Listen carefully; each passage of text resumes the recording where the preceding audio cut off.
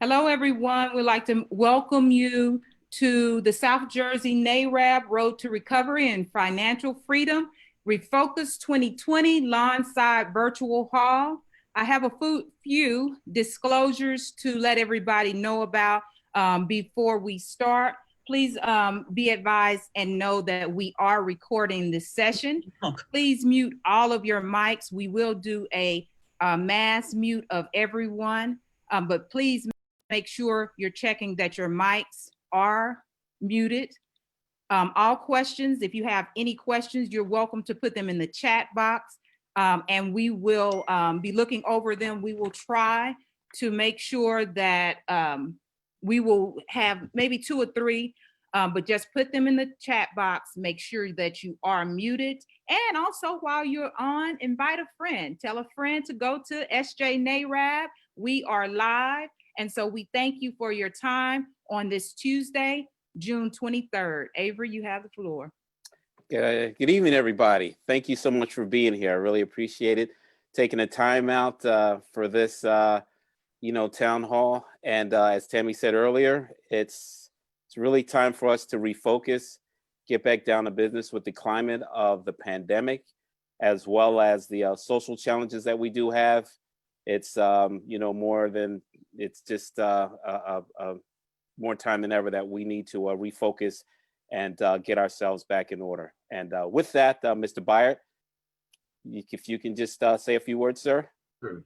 Good evening, and welcome to Refocus 2020, the road to financial freedom. This event is presented by the South Jersey chapter of the National Association of Real Estate Brokers.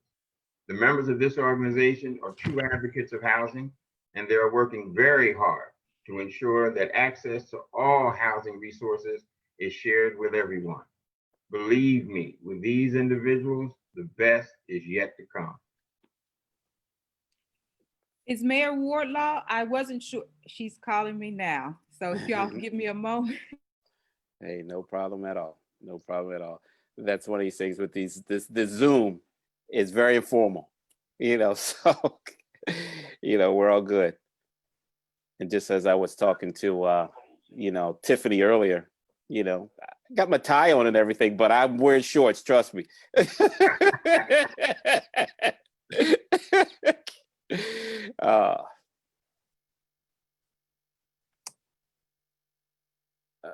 Tammy.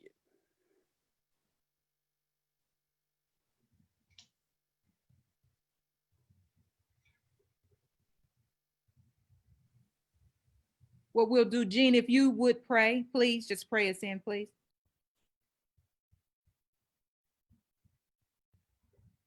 Jean.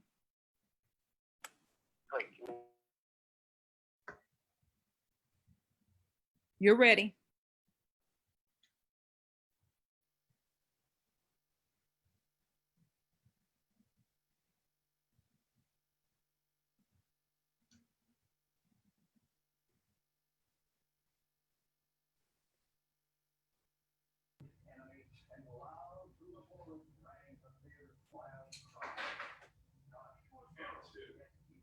Jean, yes, you want? Let me give you a number. Jean, we can't hear you. I'll go ahead. If everyone will bow their heads, please. Everyone bow your heads. Dear Heavenly Father, we come to you right now, thanking you, Lord, for allowing us to wake up to see another day. We thank you for your grace and we thank you for your mercy, Lord. We pray of protection and a covering over each and every household that's represented here today. We thank you for all of our leaders, our community leaders, our governmental leaders that are represented here today. And we pray, Lord, that you touch each and every one of them and the knowledge that we gain here today, that we can go out and continue to strengthen and lead within our communities. In Jesus' name we pray. Amen. Amen. Thank you, Tammy. Okay, is the mayor ready?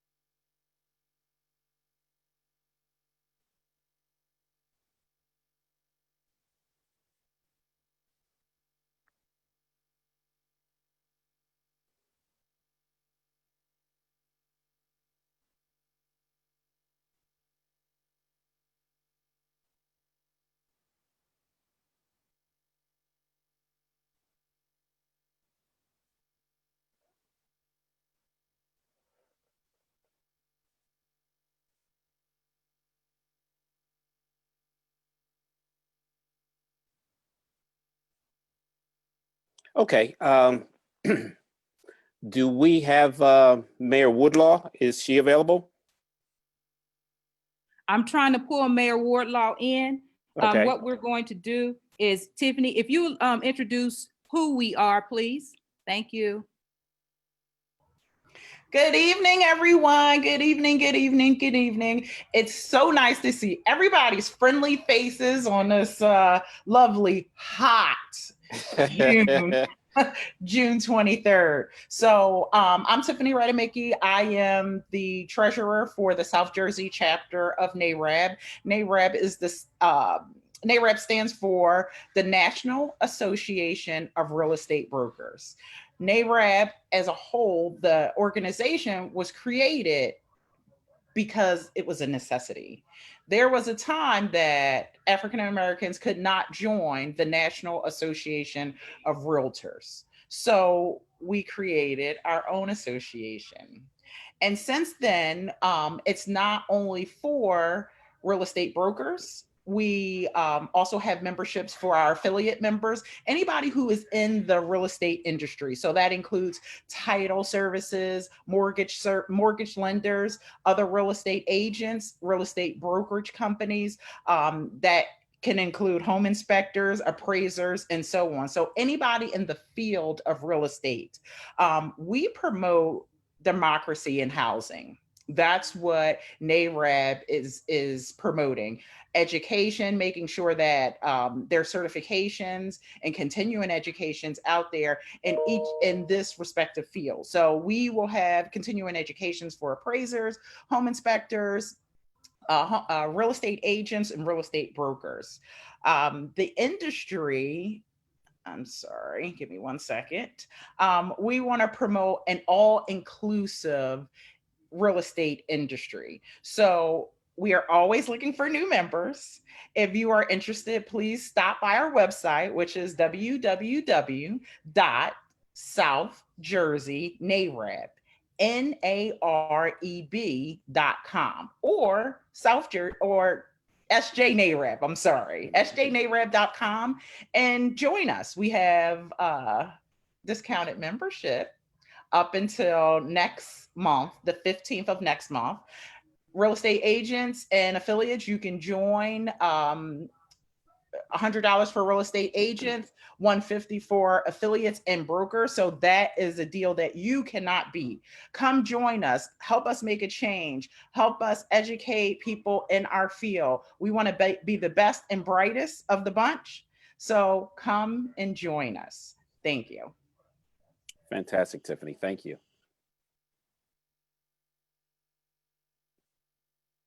Tammy, are we all set for the mayor?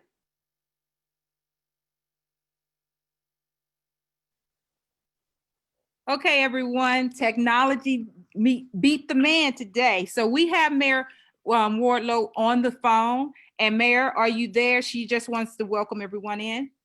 Yeah, I'd like to say good evening to everyone, and I apologize for all the technical issues. As she said, I am Marian Wardlow, and I'm the proud mayor of the historical borough of Lawnside. I am here to ask you and to welcome you for joining the members of the South Jersey National Association of Real Estate Brokers.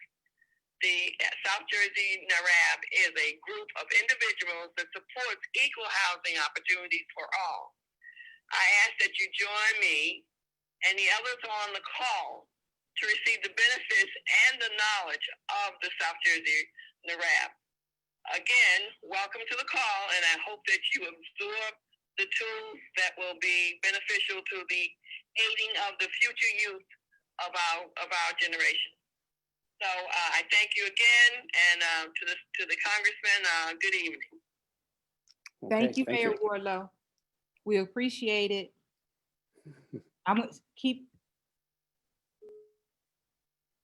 So everyone, we thank you. I see Digna is on, and I see Mary Cruz is on. Digna, did Congressman Norcross make it on yet? Yes, I believe he's in the waiting room for the meeting. You know what? I don't see him in the waiting room. I don't see him in the waiting room. Yeah, this is David from Senator Singleton's office. Senator Singleton's also trying to join. It's prompting him for a password right now. Oh, it went to their emails. Hold on. Let me see if I can get you a password. Let me see if I can get you a password. So let's look. And it's not locked. It's not locked.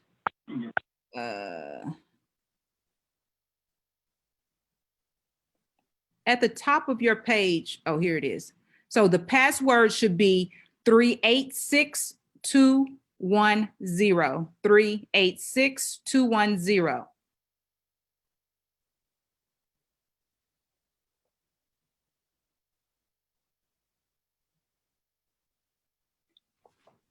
So as Senator Norcross prepares himself to come on, the introduction, I'll give the introduction to Senator Norcross. Born and raised in South Jersey, Donald is committed to improving the lives of working families by focusing on the issues that matter most to them, raising wages and strengthening our community,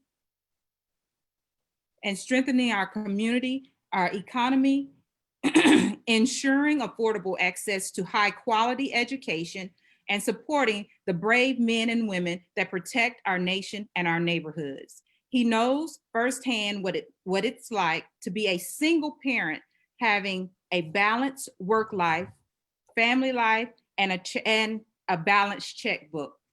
Early in Donald's career, he worked minimum wage, and when construction work was slow, he was injured on the job. He was thankful for unemployment and disability insurance.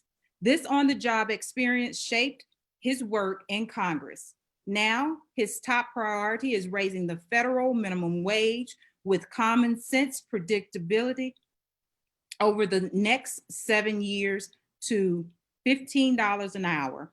Donald is the only electrician in Congress and worked for years installing and restoring power for New Jersey homes, businesses, industrial sites. He rose through the ranks of eventually became a business agent for the International Brothers Electrical Workers Local 351, as well as president of the Southern New Jersey AFL-CIO, where he advocated on behalf of thousands of hardworking men and women for nearly 20 years. As a graduate of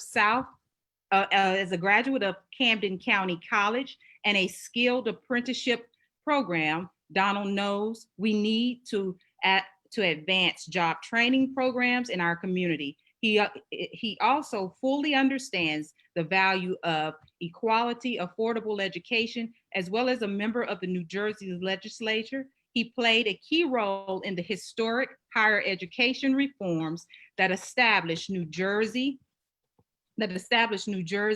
as the research and medical education hub. Donald has developed a reputation as an elected bipartisan reformer. Among his accomplishments, he led the change to increase New Jersey's minimum wage and championed a groundbreaking effort to improve an economic and bring new family-sustaining jobs to the region. As the only member of the New Jersey's congressional delegation of the House Committee of Education and Labor, Donald is working to raise wages, protect the middle class, strengthen workplace protections, and advance pay, leave, and equal pay. He also serves on the House Armed Services Committee, where he focuses on protecting our national security, supporting service members and veterans, and strengthening New Jersey's Joint Base McGuire-Dix Lakehurst. He also chairs the House Armed Services Committee's Tactical Air and Land Forces Subcommittee. Donald was selected by his colleagues to serve as vice chair and liaison to the labor for the Congressional Progressive Caucus, parliamentarian for the House of the Democratic Steering and Policy Committee, and he was one of 4 House Democrats. Donald and his wife, Andrea, live in Camden City, and are proud parents of 3 grown children and grandparents of 2. Oh, I'm sorry. Congressman Norcross, you have the floor. Did he make it in?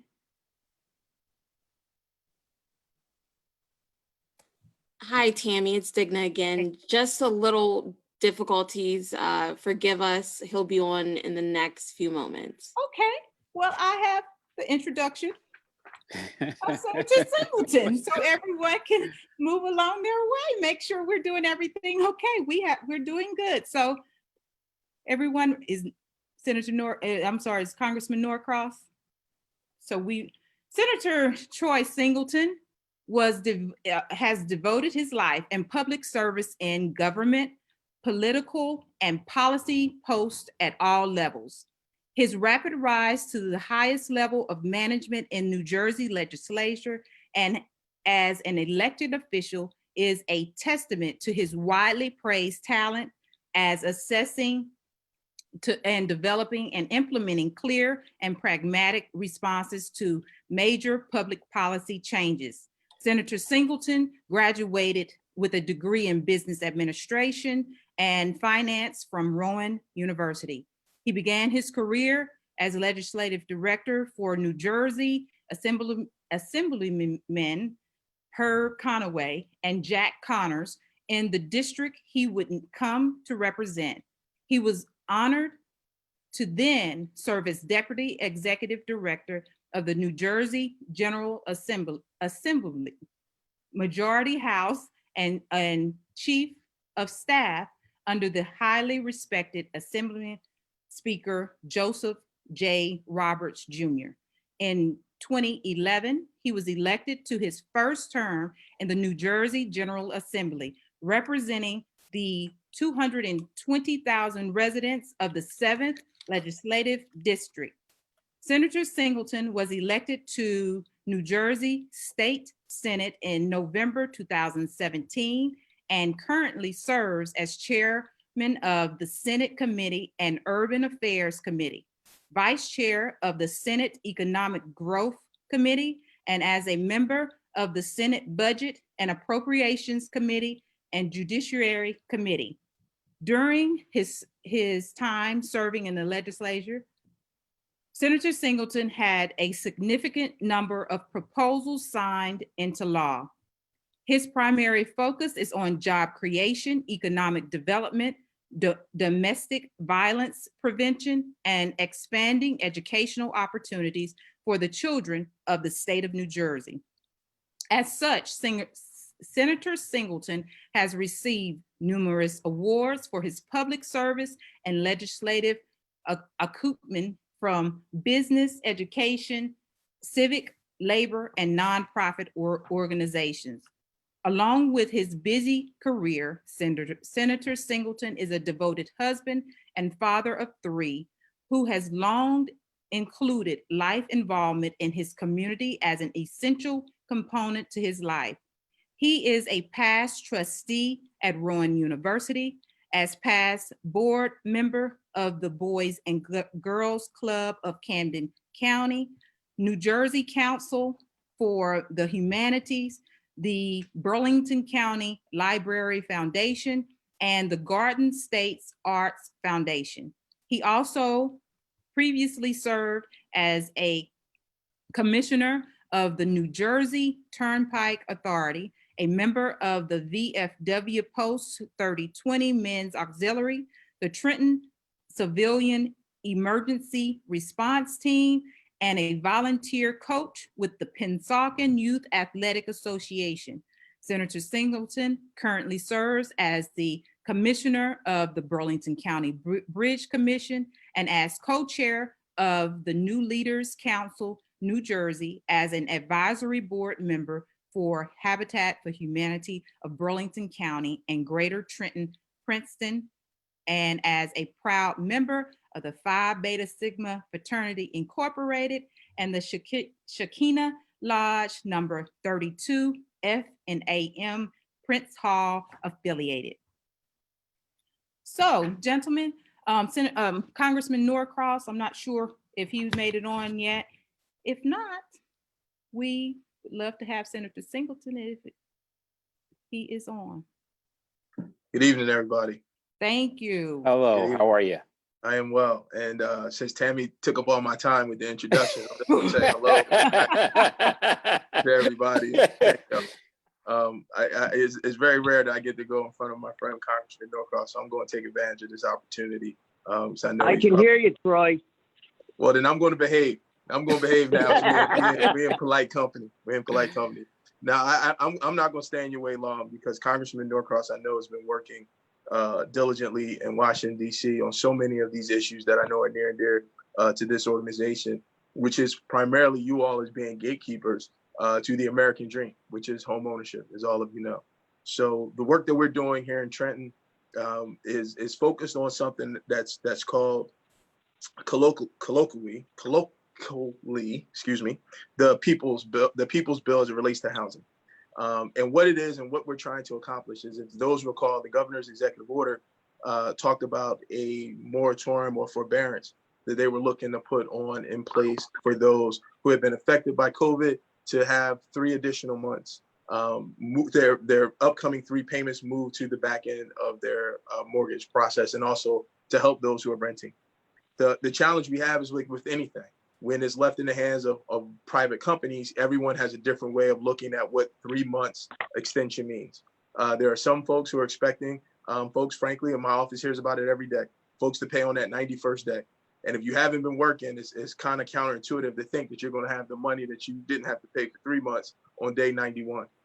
There are some other better actors, I would say, who are looking to move it to the back end of folks' loans and mortgages. Everyone has a different way of looking at what we're trying to accomplish here. What we're trying to accomplish here is to make sure that it is uniform across the board, that every homeowner gets that forbearance to allow them to get back on their feet. So we're moving the loans to the back end, and we're also addressing the renter situation. New Jersey has more renters than homeowners, and we want to be in a position to make sure that renters also aren't adversely affected. So rather than just wait for the generosity of landlords, we want to be in a position to make sure that renters also be able to seek some of this relief. We know that this economic downturn that we're in is not going to turn on a dime, and folks are still going to be affected months down the line, perhaps even some for years to come. But in this instance, one of the things we can do is making sure that housing security, which is critical to all of us, to make sure that folks have an opportunity to be able to stay within their homes and not be forced out because of the pandemic, and also because of the consequences of the pandemic. The bill's already passed the Senate. It's made its way over into the Assembly. It was a committee hearing last week. My friends and colleagues, Assemblywoman Brittany Timberlake and Assemblyman Benji Wimberly, shepherded that bill through the Assembly Housing Committee. It is now teed up to go to a full vote of the Assembly, most likely next week, actually. When that bill passes the Assembly, it comes back to the Senate for concurrence. Likely that's a process that happens in the same day. So there's really no delay, and then it goes to the governor's desk. We've worked very closely with the governor's office and administrative office of the courts to try and make sure we have, to the best of our ability, a proposal that can meet the governor's muster and actually help people. All that being said, we're facing some pushback, some strong winds that are coming from the banking industry, which I can understand, as well as from some corporate landlords who've been pushing back pretty strongly. But we feel at this moment in time, if we are to stand and be a part and stand up to be counted in the interest of being public servants, which is what our job and responsibility is, then we have an obligation to try and help those in New Jersey who've been adversely impacted to be able to stay in their homes. My last comment, and I'd be happy to answer any questions. So right now in this sort of tumultuous time in our country, the mantra of Black Lives Matter is often talked about, and it's been talked about and screamed about through protests and silent. It clings to us all. One of the things that I've tried to tell folks as we're looking at this is this idea of Black Lives Matter cannot just matter in the area of policing. It has to matter in every aspect of public policy. It has to matter in things like housing policy and environmental policy and education policy. We cannot just leave this moment in time and leave it just as a moment. This is our obligation and our opportunity to turn this into a movement to truly have our country live up to the high ideals in which its founding documents have said. One key area is making sure that there's housing stability for every resident of the state of New Jersey. With that, Tammy, I always appreciate the time to be with you and the folks here. Happy to answer any questions if there are any on that or any other happenings that are going on in Trenton. Because like I said, I don't get in front of Congress people. They got work to do in D6. So I'll be happy to answer any questions. I see one question. Well, I see it on my phone. When will the People's Bill take effect once approved? So once the bill is signed by the governor, there's a rulemaking process that has to take place, which is typically anywhere between 30 to 60 days. But what we're saying is the date of enactment would be almost immediate, frankly. And I just want to double check my notes here, because I want to make sure I'm getting you the exact point here. Yeah, so our date of enactment would be the date of enactment would be after the rulemaking process is done, which is in those next 30 to 60 day period. Okay. Avery, anyone else have any questions? Avery, you're on mute. Unmute yourself, Avery. Yes, I am. Yeah, thank you very much for being here. I really appreciate you taking the time out. You know, it's very, very pertinent information that we do need to have with us. But thank you so much. Thank you, sir. Mm-hmm. I think Mr. Norcross, I think he's got to move along. Tammy, can he still get in? Congressman Norcross, I think I may have muted you. Let me unmute you. Congressman Norcross. Yes. Hi, how are you? I am doing great now. I thought we had a horrible thunderstorm come through here. I said, this is going to ruin it. Little did I know I couldn't get online. So it's great to be here. How's everybody doing? You're doing wonderful. Thank you for being here. So you have the floor, sir. Well, thank you. And again, my apologies. Sometimes technology loves you and sometimes it challenges you, but certainly nothing like the times that we're living in. I don't have to tell anybody who's listening, you know, the pandemic and the issues that are going through for average people, but certainly for those who've never even thought of what's a food bank, now are being challenged.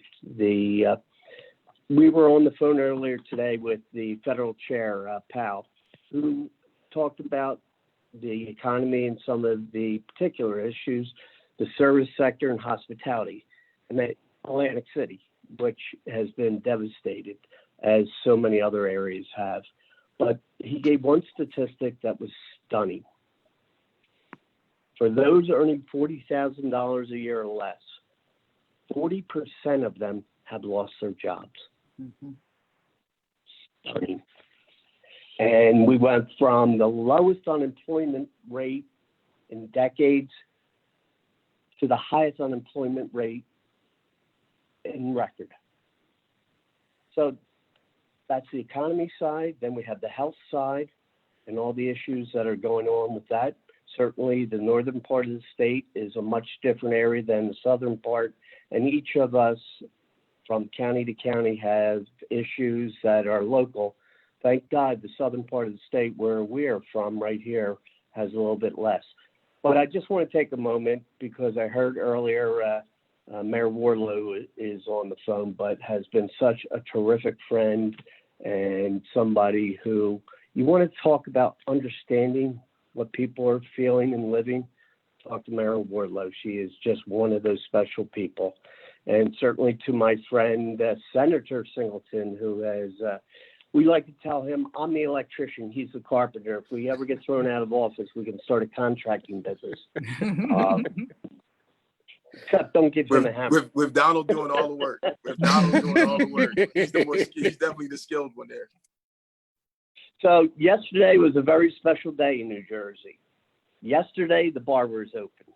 And for those of you who have had the opportunity to see me in one of the videos, I hadn't had a haircut since February. So it takes me back to 1977 when I graduated high school. The reason I bring that up is shortly thereafter, I bought my first home. My wife and I had been married a short time, and we scraped to get together $1,500 to put down on this house. And we were so happy that I had a 13.5% interest rate because it went up to 15 shortly thereafter. And we thought that was just a time in our life that we finally got our own home. And you understand that. people you represent, you work with. It has been established long before us that that's somehow a way of making it.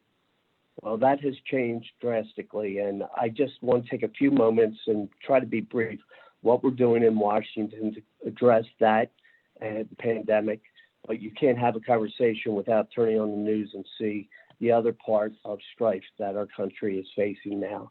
Just remarkably, that vivid image of George Floyd, literally, I looked at being tortured to death, 8.5 minutes. And that just set off those feelings, because we've heard about this for so many years, but it was word against word. The difference now is what I call the truth teller. It's called a video. And it literally now confirms for those doubting people what has been taking place for so long. I live in the city of Camden. I was born there. It's a place I love very much.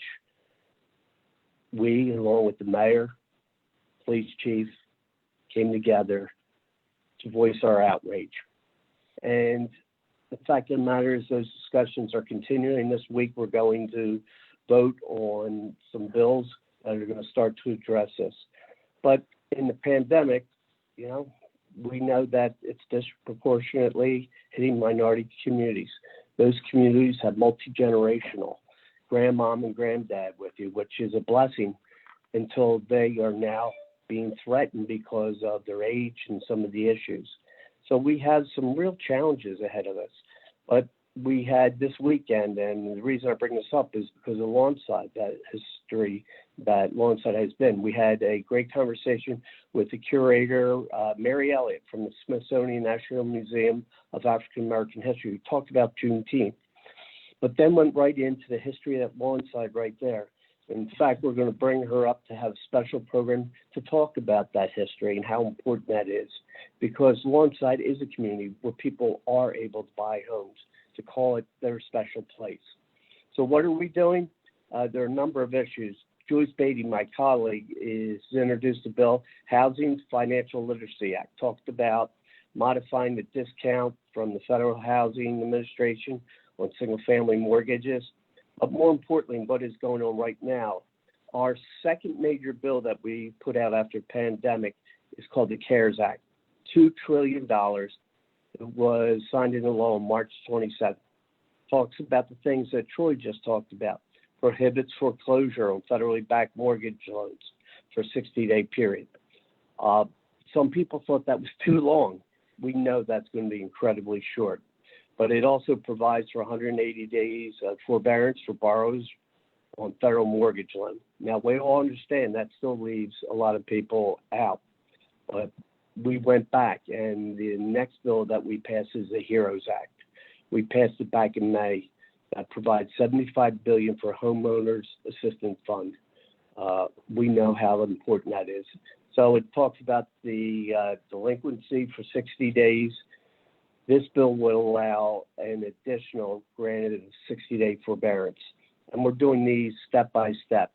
But before you can even buy the home, Josh Gottheimer from Bergen County is introducing, we're voting next week on protecting your credit score. Talks about modifying the credit report process, make it easier for consumers not only to obtain credit reports, but to challenge inaccuracy. And that's so important. So we're looking forward to that. And just a couple other, because we look at your initiatives and so many of them are aligned with what we're doing. Like credit restoration and maintenance, the house and the car. But you really can't have a conversation of trying to afford a house before you start talking about those who are carrying student debt, and had just created a remarkable anchor around so many people's legs, not allowing them to move forward, a real challenge. Now, education is supposed to be that thing that opens up opportunities, and it does in so many ways. But when you're carrying $250,000 of debt on student loans, it's tough to go out and buy a car, a house, or anything else. So we have also put some forbearance on some of the student debt that's going on.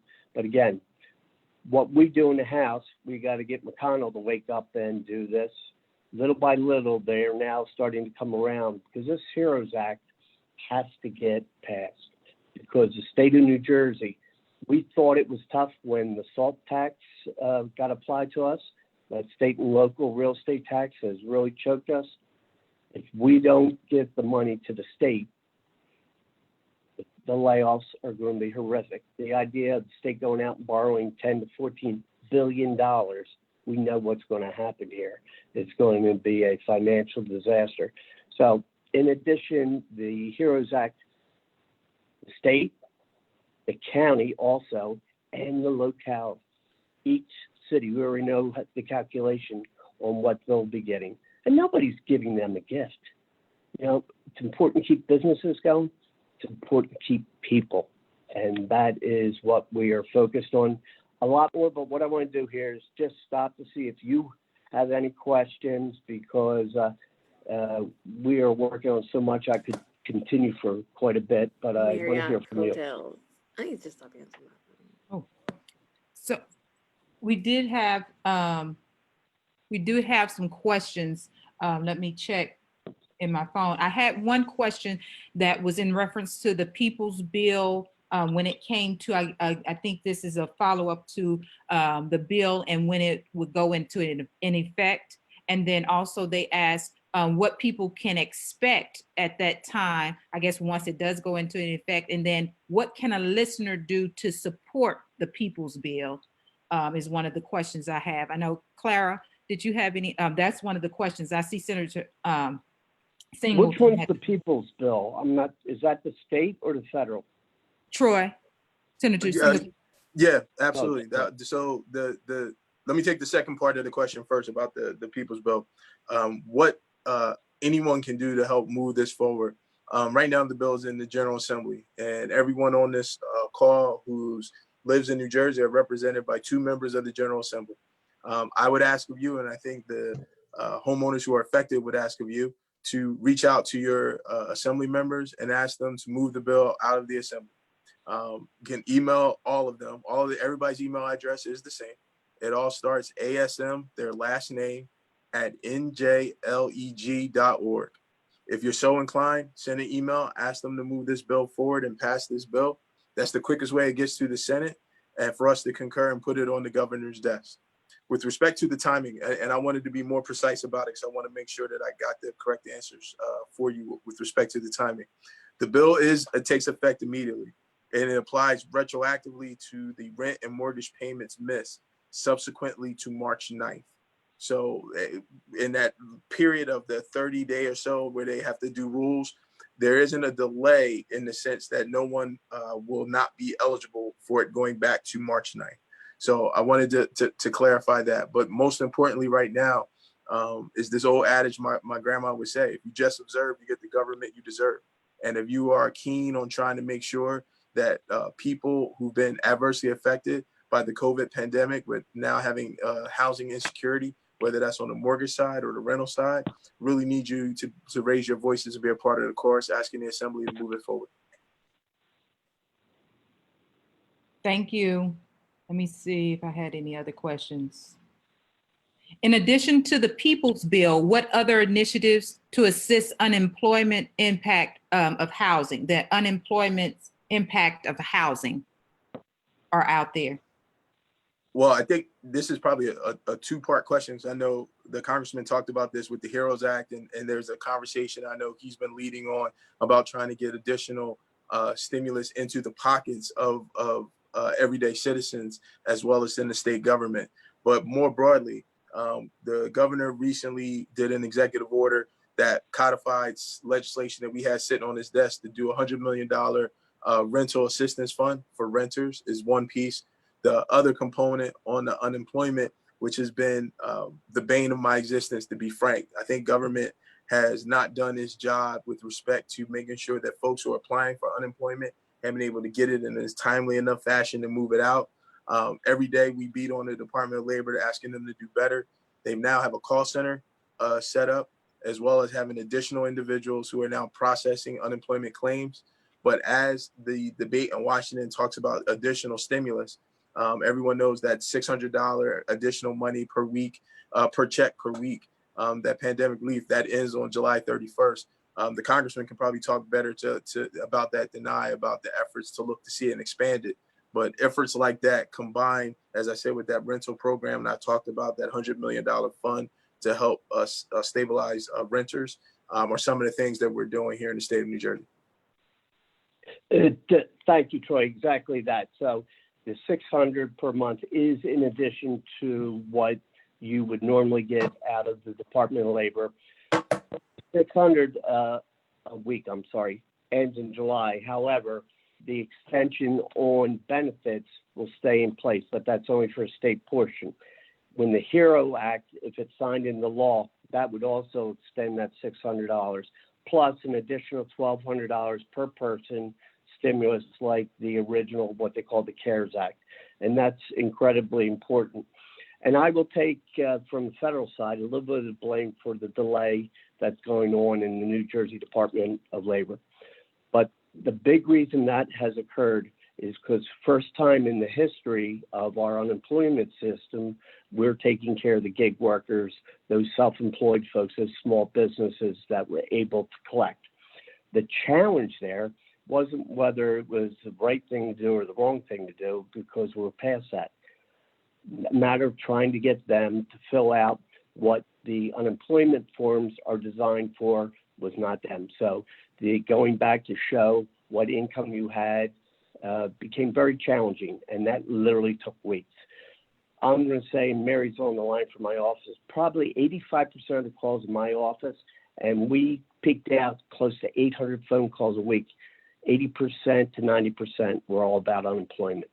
They are coming around, but for those of you in the room who are a little bit more senior, those old floppy dicks, COBOL is the language that the unemployment system was running on.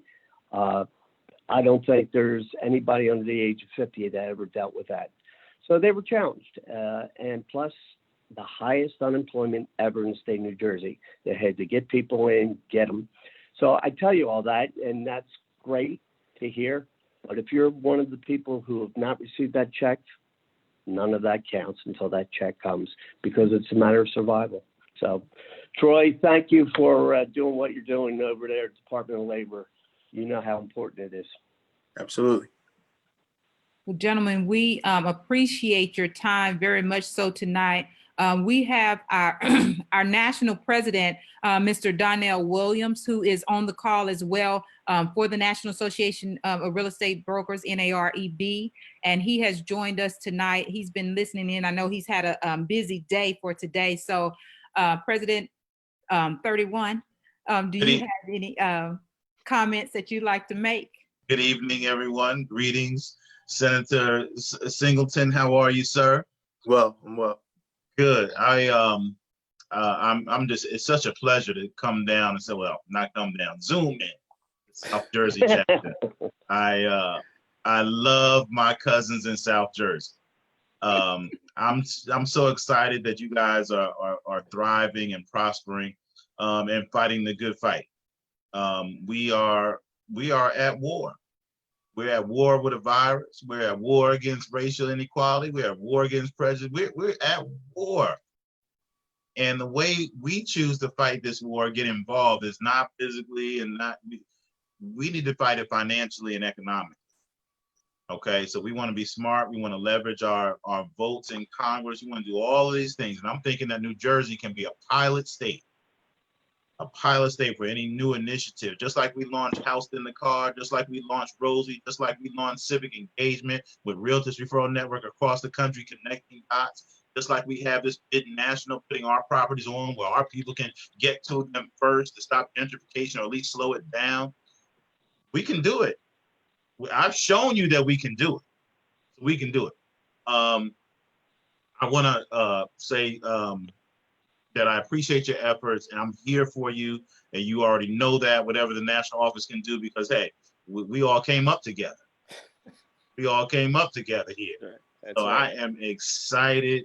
I'm excited. I was just on a phone call with the Alphas. You know that we have a new MOU with the Alphas. We have one with St. Jude. We have one with sickle cell anemia. We have one with AME 2nd District, signing one with AME 9th District, have one with Full Gospel Fellowship, have one looking for, NAACP. This is a good time to be a realtist. This is a good time to be a realtist. So I thank you all for this time and whatnot, and we are going to form a little task force nationally, because we have to address some things. Okay, we need some things on the table. I'm concerned about. I understand he who owns the land makes the law. I get that. Just give us our chance to own some land. Okay, so this whole HUD Section 184, and then you got NAR's 5-point plan. They called it this. This is what they called it. National Association of Realtors unveils plan to boost Black home ownership. Now, where I come from, boost has a lot of different connotations. Okay, so I don't want to boost Black. I'm not trying to steal a thing. I'm trying to increase Black home ownership. So we're putting some things in place, and I'm just excited to be around you all. Jeanette, I see you. Tiffany, good to see you. Haven't seen you in a while. Clara, Tammy, Avery, and is that Raymond Bayard right there? Mr. Bayard, how are you, sir? Good to see you. And my friend Gene over there. So hey, I just want to let you all know that I am working. I'm working harder now than I ever did. So hey, if you all have any questions for me, I will gladly answer them. If not, you have a question, Tiffany? Go right ahead. They'll unmute you. All right. So, Prez, can you tell everybody on a car about our 2 million and 5 and the difference between Black home ownership and non-Black home ownership, and where that wide gap we have there? Okay, but you have two speakers that are going to talk about it. But 2 million and 5. Yes. 2 MN5, 2 million new Black homeowners in 5 years was an idea, a concept that came into past President Ron Cooper's head. And he launched it. And we all fell in line behind it. Okay? Then we had to develop some tools for the vehicles, the substance behind it to actually push it forward. Heretofore, I don't believe there were any. So now what we're doing is the things that I mentioned. We're trying to go after those 1.7 million Black millennials that make over $100,000 as founded by the Urban Institute. I'm not even talking about the people that make from 40 to 90. I'm not even talking about those two people, because I do have my license. I can marry 2 of them and they can buy a house. They can combine that income. Okay. So I'm just saying that we can move in that direction. So and then we came up with House in the Car, and then you have your civic engagement piece, you got your Rosie piece, you got the Dfree piece about decreasing debts, increasing deeds. So now we have actual teeth. We have teeth, and you got brains behind it. So this is an amazing time. It's an amazing time. So did I answer your question? Yes. Anybody else? Not at all. Well, thank you, Donna. I really appreciate you hopping in. I know it's been a busy day for us all, and I'm sure more than others. But hey, listen, thank you so much for the support, and it's just great to see you. All right. It has been. I may hang out for a while because Hey, I see please you have do. my third vice president. My Yes, third vice president. I'm so happy to see my third vice president. I talk to him on the phone sometimes, but we don't actually get to, see each other as much anymore. You know what I'm saying? Because we're all trying to stay protected. Please stay protected. Yes. Please stay protected out there, because this is no joke. It's not a joke. It's real. Yes. So, right. Mr. Ashley Thomas there. And of course, I'm so very, very pleased and thrilled and enthralled to see my house in the car chair, my friend LaTisha Grant right there. So you guys have a good lineup. I do want to start I do want to have a talk with you, Mr. President, when you get some time. Certainly. Not a problem. Thank you all. Thank you all. Thank you. Thank you so much. Take care, All Mr. right. President. Bye now. and we're definitely going to keep the program moving along. We, as it says, the road to recovery. And with that, we definitely have to speak in terms of finances. And at this portion, we are going to have our House in the Car chair, which is Miss LaTisha Grant, which is one of our major initiatives that NAREB has put forward right now. And she's definitely going to, discuss the major initiatives. It's one of the major barriers that we have sometimes that's preventing some of us from home ownership. And we're just going to discuss and, try to make our ways around that. Ms. Grant, floor is yours. Well, first of all, thank you guys for allowing me the opportunity to present today. I'm actually excited to be here. Hopefully you all are as excited to hear about House in the Car. Of course. So I will jump right on in and get started because I was giving my marching orders. I had 15 minutes and I'm going to get it all to you in 15 minutes and even allow you some time for questions. So first of all, I'd like to welcome each of you to House in the Car. Thank you again. Welcome to House in the Car. Tammy, we can go ahead and move forward. Oh, goodness. Oh, I'm sorry. Technology got me. Okay, I'm sorry. There we go. There we go. So as stated, my name is LaTisha Grant. I am your National House in the Car chair. Like to always open up, regardless if you've heard this before, I never ever get tired of saying it. What is House in the Car? House in the Car is a national campaign under the 2 Million and 5 initiative. This initiative was designed to focus on the information that was derived from the Sheba report, which is a state of housing in Black America, with a true concentration on the African-American community, but that millennial population. Now, Sheba is an annual report that is produced by NAREB, and we often give that information at the Congressional Black Caucus annually. Unfortunately, this year we may not be able to do so, but check us out there every year during that report. Tammy? I taught 6th grade math, so I always have to give some statistics and some information, use several charts, all kinds of charts, but you'll see we are here in red. And this is the 2019 African-American home ownership rate. And as stated before, our African-American home ownership rate at Q4 is 44%. But what I want everyone to see is I want to see that rate in comparisons to other races. Our Hispanic friends are 48.1, and of course, our white community at Q4 was 73.7. Now, I do hope to update this soon, but as of right now, I only have information up to Q4 of 2019, but that kind of lets you know where we've been and where we're going. We started the year off at 41.1. We had a dip, then we slowly increased, and we celebrated 44%, yet we know we have so much further to go. Hence the House in the Car. So House in the Car is separated, of course, by age group. So President Williams said, we're going to need to break this up and tackle it one piece at a time. How do you eat an elephant? One bite at a time. So that one bite for me is House in the Car, where I get to focus on those millennials. And as you can see, this particular, again, using red, this red group, 37.6% home ownership. So when we talk about low-hanging fruit, our millennials are low-hanging fruit.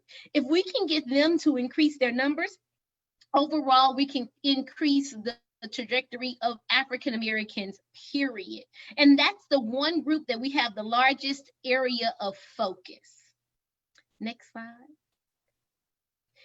We say millennials, millennials, millennials. Well, many of my baby boomers say, girl, what are millennials and what is that age group? So the chart that we with House in the Car will use will be this one. I would have loved to give you guys a quiz to ask you what is an exennial, but I don't have time for you all to guess. So our Gen Z group was born between 1995 to 2020. That Gen Z group is probably the scariest group you will ever encounter. They are going to be the first group that will own homes and still live at home with their parents. They have no reason to go anywhere. They have found comfort in their 10 by 10 box. That's their room for you all that didn't know that.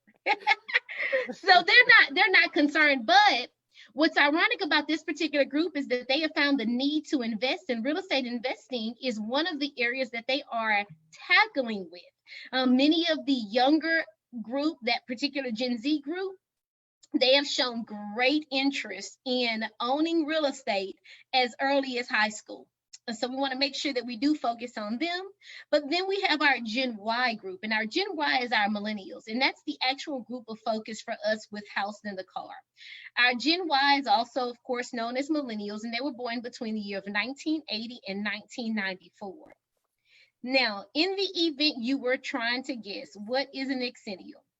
An exennial is a person that really, based on this chart, is not a millennial, but the baby boomers keep accusing them as such. For example, it would be me. I am an exennial. I'm consistently confused, or I'm said that you are a millennial, you're a millennial, when actually I'm a Gen Xer. However, I share very similar traits to our millennials. And that would be the group that's born between 1975 and 1985. They share very similar values of the Gen X. However, they carry behavior such as the Gen Y. And then our Gen X was born between the years of 1965, 1979. And we can't forget about our baby boomers, years 1946 to 1964. So if you're ever wondering what chart is Housed in the Car using, this is the official Housed in the Car generations chart. Next slide.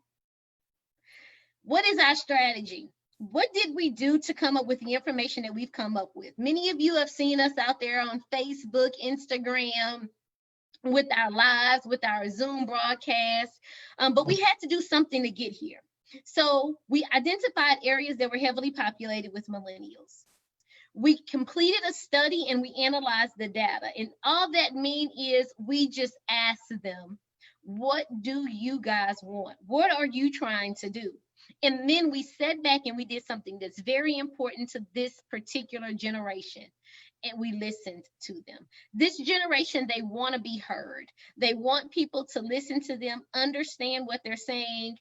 They want to ensure that what they're communicating, you're receiving, and that you're able to articulate it or to deliver it to them in a manner that they want to receive it.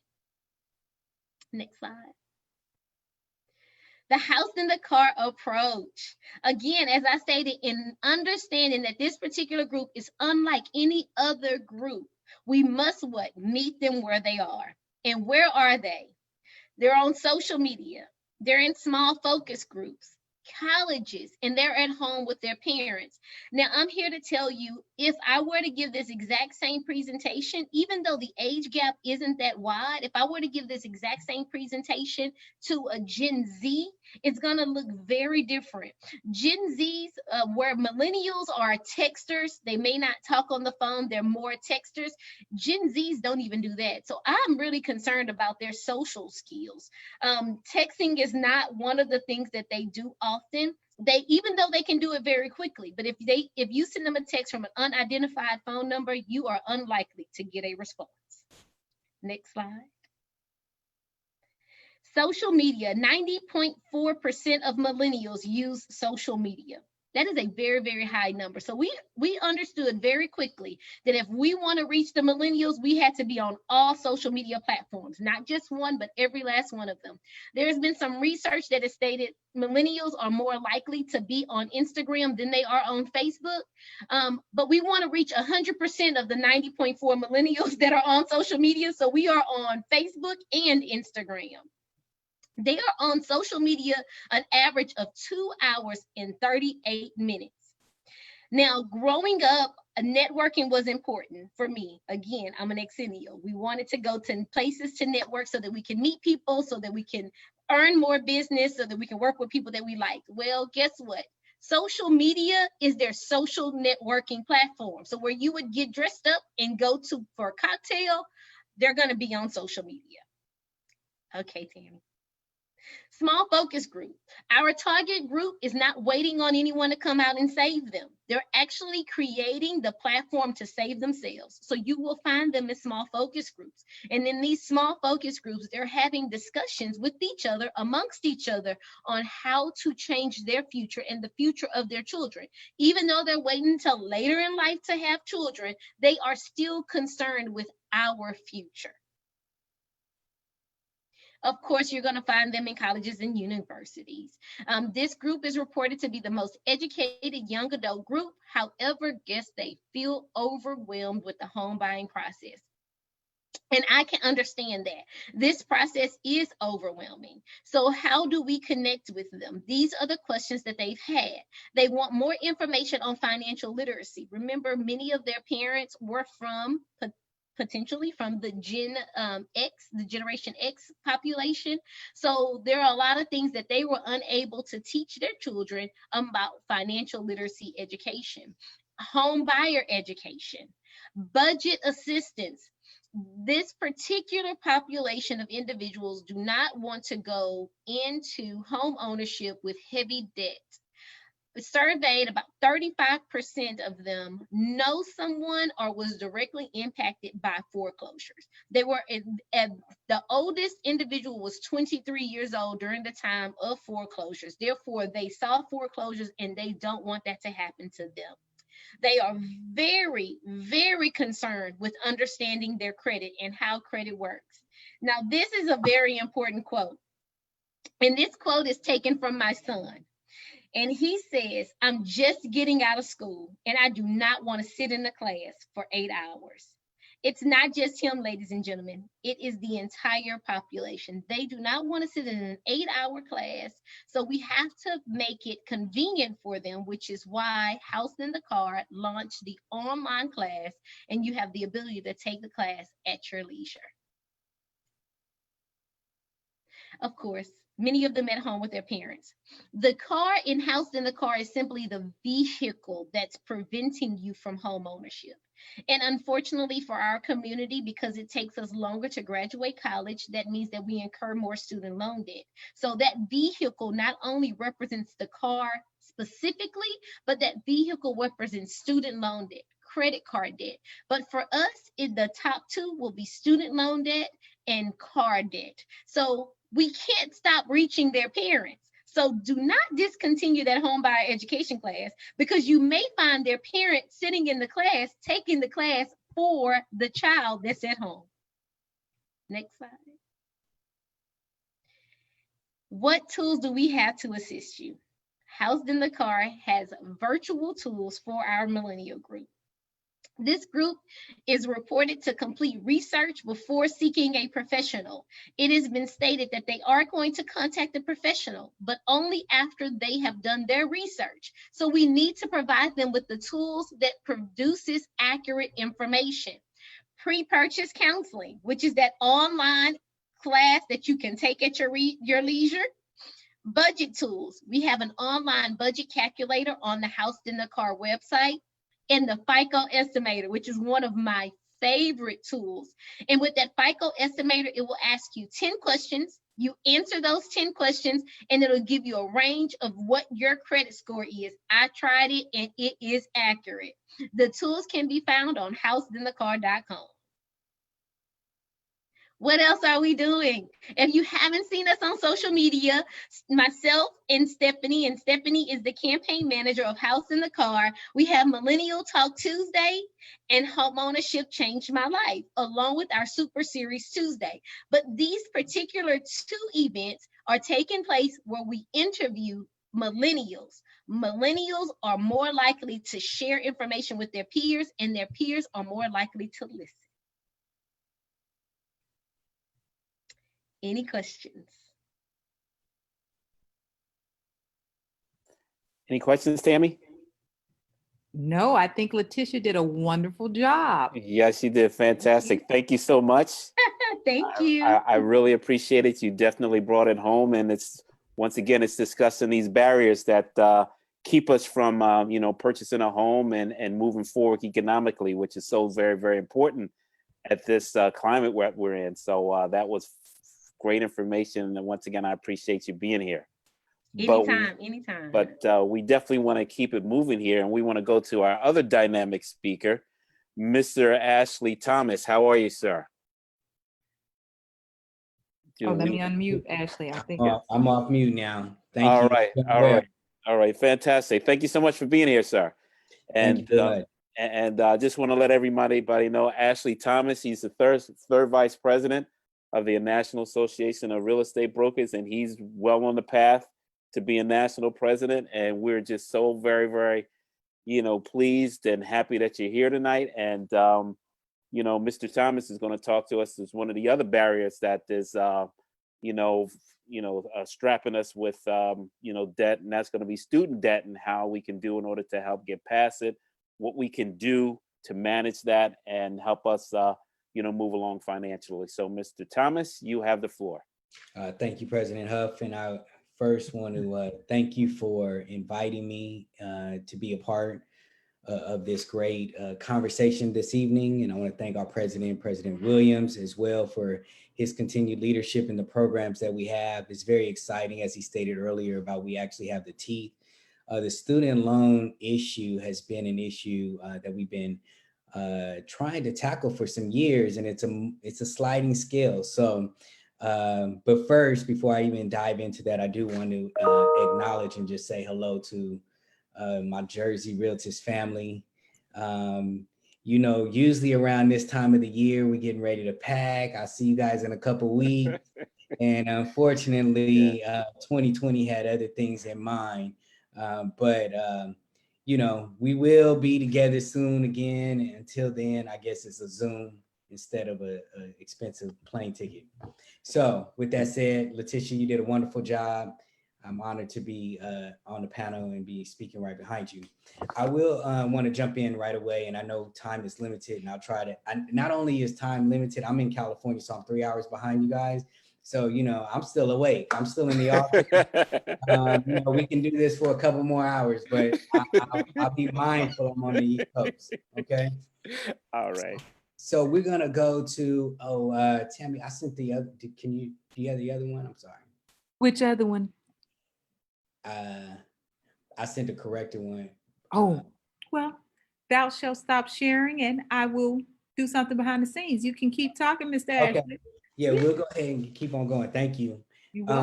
So student loan debt, when we pull up the slide, we'll actually be able to see that when I first created this slide, we started speaking a while ago. Even last year, we were speaking on this very topic, and student loan debt was approximately $1.5 trillion. Student loan debt is the second largest debt in a household, only behind a mortgage, right? So you take all of the auto loans, they don't equal up to all of the student loan debt. All of the credit card debt does not equal up to the student loan debt. And so it's been something that's growing and growing. And unfortunately, it's been growing in our community for a lot longer, but now it's starting to bleed in other communities. So now we have a student loan pandemic. I think 2020 pandemic became a word that we use. So this is a crisis. Since 1990, let's go back to the 1990s, okay? Tuition and fees at public universities have increased over 237%. And incomes have not risen to maintain with the rise in debt. So we are incurring more debt these days, and we're holding on to it for a lot longer. Thank you, Tammy. And then I'm going to highlight some things. I'm not going to go through the whole presentation, but if we look at the third bullet point, nearly 25% of the panels of families spend more than 11% of their income on student loan debt. And that's very important, because when you look at debt to income ratio, when you're qualifying, I know Antron Daly's on here, when you're qualifying clients for loans, or you want to pre-approve somebody and take them out to show them a home, 11% of their qualifier is already going to student loan debt before we even get started. And so many of you who have been in the real estate industry as long as I have, or longer than I have, back in the day, we used to have a pre-counseling meeting before we go out. We say, did you buy a car recently? That was a famous question. Now the question is, did you buy a car? Do you have student loan debt? It's more diverse of a question. So we'll move on to the next slide. Specifically, we want to talk about Black student loan debt and how it impacts our community specifically, and I'll get into that. I did find an interesting statistic that I put in here at number 2. Approximately 34% of all women, 57% of Black women who are repaying student loan debt reported they have been unable to meet essential expenses within the past year. That's a critical point. And then as we look at it, men paid off an average of 38% of their debt, while women paid off 31%. And so reason why I wanted to put that in there, because our Black women are having to deal with multiple barriers, both in the gender side as in the racial component. And we'll talk about income inequality as we move forward. And then the third bullet point is a larger portion of Black, 48% Black, 23% Latinos graduate, and they owe more than they did 4 years after they graduate. Okay, so and whites 17%. So what that means is when I graduate and I walk across the stage, I get my degree. That's a very important time for not only myself but for my family. Whatever that loan is on that day is probably going to increase over the next 4 years. So not only am I going to be owing more in 4 years from when I graduated, you know, my payments and my impact on my my options is going to increase as well. We can go to the next page. Per the Institute of Asset and Social Policy, I think that this was very interesting. About 20 years after college, the median debt for white borrower students has been reduced by 94%. So the income that degree has given a white student has allowed them to be able to pay down their debt by about 94%, with almost half of them not owing any more student debt at all. Whereas for Black students, Black borrowers still owe approximately 95%. And so when we talk about the student loan issue, we'd be remiss if we wouldn't talk about income inequality. We can go to the next slide. In 2018, household debt, the top 20% of earners made more money than the bottom 52% of American households. And why this is important is because we have to pay attention to the trends. And when we get into the solution part of the student loans, this is going to be very critical. So bear with me. I'm taking you around a long corner, but we're going to bring it all together, I promise. So in 1968, that difference was the top 20% had more income than the bottom 43%. And now in 2018, that top 20% has more than 52%. So the difference is widening. It's not coming closer together as we would expect. And we know that being realtors, 1968 home ownership numbers as compared to now are relatively very similar. And it should have closed that gap. So we continue to see gaps in the economy for Black households and white households continue to widen. We'll go through we'll skip the next one and go to the next one. There we go. In the US, Black income gap has held steady since 1970. So the old adage saying is a rising tide raises all ships. So when we get a raise, everybody gets a raise. And so the gap is still the same, right? So it's held steady since 1970 to 2018. The difference between the white income and Black income is relatively the same in terms of the difference, right? And this is extremely important because as we're taking clients out and they're in competitive situations to purchase homes, they're not competing. They're competing at a 61% of their counterparts for the same house. And so in order to have income to pay off our student loan debt, then we need to, we have to increase our income and be at an equal playing field. So it's very important that we continue to promote equality in incomes. And I don't think that's discussed enough. We just talk about the debt. We can go to the next slide. And here, we'll just further push the point, the wealth gap in America's richest and poorest families more than doubled between 1989 and 2016. And why I want to talk about that is because it's very important as we as parents and grandparents are having conversations with our children about college. It's important that we talk about what do they want out of the college, right? College is now turned into a business agreement where it used to be, what do you enjoy doing? And follow that and let that guide you. Now it's what is going to be your return on your investment. You're going to spend $100,000, $200,000 in college to get a $40,000 a year job. That's not going to equate into maybe some of your long-term personal goals. And so we have to have a better conversation up front with those. We'll go to the next slide. I want to really touch on this issue. This is very important when it comes down to credit. Multiple things impact your credit. And so we don't have to be, I'm not a credit expert, but I do understand this key principle. So dates, right? On your credit report, it has nothing about your income, right? I just spent a long time talking about income, but now I'm not going to talk about income. So we're going to talk about credit. So on your credit report, you can make $1 million a year. Has no impact on your credit because income is not a calculating category in your credit. What's on your credit is dates, balances, and limits, right? So if you have a collection, or if you've had a credit card for 30 years on time payments and you have a relatively low balance, that's going to give you a credit score, a positive return. If you have a collection from last month, that's going to give your credit a negative return. And that's what categorizes the dates. Credit limits, right? You have a credit card of $1,000 limit and you owe $999. It's going to give your credit a negative return. It looks like you're overextended. Okay. And so those are very important items to have. We understand some of the traditional rules about that. Let's go to the next page.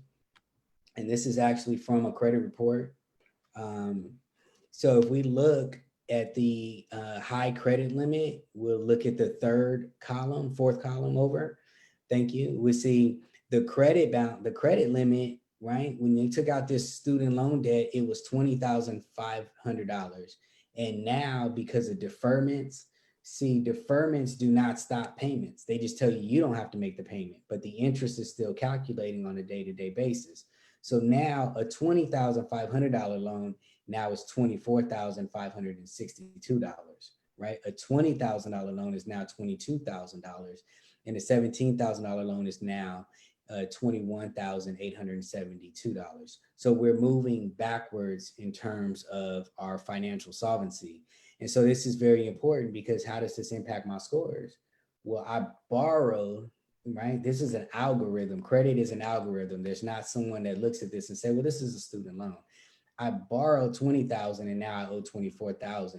It has a negative impact on your score. It does. It might cap you. It might not hit you where it's going to reduce your score, but it's going to prevent you from breaking through that ceiling, right? Instead of getting 600-700 maybe a score, we might be capped at a 660 with this going on our credit, with this algorithm happening on our credit. And then if we could scroll down a little bit, stay still on this slide. Here we go. So the other thing is overwhelming and stress of debt, right? As a community, we have to be better at dealing with what's in front of us. And I'll tell you, I had a client one time. I went to her house. She was going to sell another property that she owned, and she had a trash can under her mail slot. In Los Angeles, we have a lot of mail slots that just go through the wall. The mail just falls down. You get a basket or something, right? It's not unless it's a new community where we walk down the block. But for most of our housing inventory, it's older. The mailman comes, drops it in the slot. So she had a trash can right there. I said, what's the trash can sitting under the mail slot? She said, I don't get any checks. All I get is bills. And that's not a way in which we can deal with our credit. We have to address the credit right away. So I moved the trash can. I said, we're going to go through this mail, but we have to deal with it. And a lot of times with our student loan debt, we're embarrassed or we don't want to tackle what the debt is. So we let it go. And this is the impact of what it does on the credit. It has multiple credit lates on there. And then we want to purchase a home. And then we have problems getting through the home buying scenario. And then also too, if you default on a student loan, it goes into a collection activity. That's on a government student loan. you could actually be ineligible to purchase as a FHA lender, as a FHA buyer, because you will not pass what's called the KVERS report, which runs government debt. Okay, so that's very important. And then if we go to the last slide, and I'll open up for questions. I'm gonna give you some solutions. I know this was heavy in terms of like, I feel good. I know we can go to bed now, knowing all this debt is out here. See, it's not my bedtime yet, but I will say, here's what we have to do with student loan debt. Number one, let's outline the expectations. If a student's gonna go to college, they need to understand what it is. I sat down with my son. I have 3 children, blessed to have 3 children, 19, 14, and 4. Okay, my 19-year-old is my son, and my 14-year-old is a daughter, and I have 2 daughters. And the 4-year-old, we not ready for this conversation yet. But my 14-year-old, I know she is going to excel. She is great at following through. My 19-year-old, when he was 17, graduating college, we had to have a realistic conversation. I said, what do you want to do? You want to go to school? If you want to go to college, I'm all behind you, but you're going to finish. See, the greatest travesty we ever have with student loan debt is going in for a year to 2 years and then dropping out of school with the debt, because just because you stop going to school doesn't mean the debt disappears. So we had to have a realistic conversation. And I know when I was graduating, my mom was on me like, you're going to college, and it was nothing more than she also wanted to go to church and say, yeah, my son's going to this college, right? It was the church thing. So we have to have real conversations. Next, we have to have education. We need to be better at supporting credit curriculum in high school and junior high school, right? When I went to college first time, I had credit cards. I got a credit card from a particular bank in exchange for a t-shirt. I got another one. So I had all these credit cards because they were giving away free prizes. And so I was, running up my credit. Then I ultimately hit the jackpot when they offered me this big student loan. And I took the student loan, I decorated my apartment. We had some parties and stuff like that. So, so I wish I would have had somebody tell me, only take what we need. Let's not take more, because you will have to pay this back. I didn't understand the concept of paying it back. Third, what we are on here, advocacy. We have to expose the gaps. Where are the opportunities to create change? What are the current underwriting guidelines? And let's challenge those guidelines. The underwriting guidelines right now are one day and eventually is what I call them, right? So even if you're on a deferment, they're going to calculate the debt into your debt to income ratios today, because they're saying one day, eventually this debt will come due. But I'm a college graduate and I have a degree. So one day, eventually my income is going to rise as well, but they'll say, no, we can't give you a future income. We can only give you future debt. And we need to make sure there's more parity with regards to that. And then last, understanding personal accountability, which I kind of discussed a little bit about understanding how much of a loan you need versus how much you want, right? And so if we can tackle those things, then we'll be better off. I think there's a lot of conversation going around right now. There always is during an election year with regards to eliminating student loan debt. I still don't understand what that means, and we have to continue to ask questions. Does that mean everybody before September gets rid of their debt, but now September we start new debt? Or what does that really mean? So we have to challenge and be at the table for that conversation so we understand what that means. I have a client, she has a student loan from 1986. It's 2020, okay?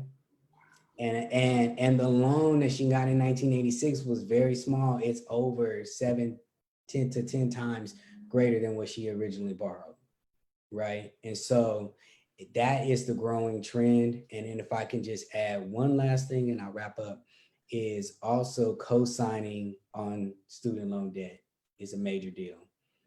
We have grandparents, some of our seniors have co-signed for their grandchildren, and there's a statistic out there about 10% are getting their Social Security garnished because they owe a federal debt. When you owe a federal debt, the federal government doesn't give you income while you're in a federal collection phase. So it can come back and impact us on greater levels. And so we just have to be more mindful and be strategic about going into it. So I'll go ahead and end there because I kind of tried to cram a longer presentation in, but I'll open it up if there's any questions. This has been very enlightening. I don't know if you can hear me. Yeah, we Can you hear me? Yes. Oh, okay, great. Really enlightening. And I kind of wish we'd done your presentation first before the congressman and the senator spoke, because one of the issues that came up was about the rate of unemployment that was before, and which is significantly higher now that we're in the pandemic. So given all of these things, I know one of the congressmen also has a bill called the American Dream Act. Are you familiar enough with that, Ashley, to speak to it and how it would impact student loan debt? I'm not familiar enough to speak to that. I know they're talking about, and see, so let's deal with that too, though. I want to touch on that because a lot of the legislation that's going forward is strictly about federal debt, and it's not about private. And what we do have over the years, we have a lot of private companies that have popped up, and they're saying refinance your student loan debt into one loan. And you've moved it from a federal government-backed student loan to a private-backed student loan. And so my understanding on a lot of the legislation, which we're trying to pay attention to, is this legislation is only around government-backed because they can't force private industry to do anything. And so we have to be very careful about that. So I don't have the details on that one to speak to it in detail, but I know it's strictly about the government side. Okay. Yeah, one of the things, and forgive me, I forget the congressman or the senator who's backing the bill. I don't know if Donnell's still on, but it was the American Dream Bill, where essentially you could put money aside for your child, say your 4-year-old who's now not yet going to school, but you could set like a deferment. like a deferment, right? And you could get basically a tax credit for setting aside money for college. So that would offset having this bill because the money has already been saved as the child is growing up. So by the time they get ready to go, those funds could be used for paying for education, or if they don't go that route, for doing something else. So that was one. I'm sorry, I went because you did jog my. So in terms of that particular bill that NAREB is actually sponsoring on, this is a bill that we are working on, and that's why I did add into my presentation income inequality, because we have to, if our income is spoken for so much that we don't have the ability to save, right? Or how many people that are on the lower tier middle income, the middle class is thinning out, right? You're either elevating to the upper class or you're moving down into the lower class, but the middle class, as it once was, is not the expanding class anymore. And so we have to be very careful. We have to continue. We need these programs that will allow us to get tax deferments, because we're putting money in for our children to be able to go to college. That's an excellent program that NAREB is working on. I know our President Williams has been really pushing that since the CBC in his entire term. But we also need to couple it with equality in income, because I want to be able to save just as much as my white counterparts are able to save for doing the same exact job and getting paid 61 cents on the dollar. Yeah, and that is the American Dream Down Payment Savings Act, so that we can put that money away like we do an IRA or what we do for college loan, like a 529. Yeah, and I believe it's sponsored by, don't get me mixed up with all these different bills. We got the Beatty, it's either Beatty or Meeks. Okay. I think it's Meeks. Meeks. That sounds right. Yeah. Senator Meeks. Thank you. But you know, what I really think we should be pushing is our own African-American homeownership sustainability program.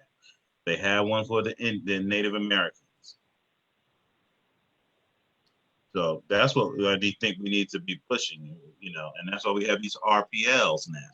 Now the RPLs are Realtors Political Liaisons. Is South Jersey familiar with that? No. Say more.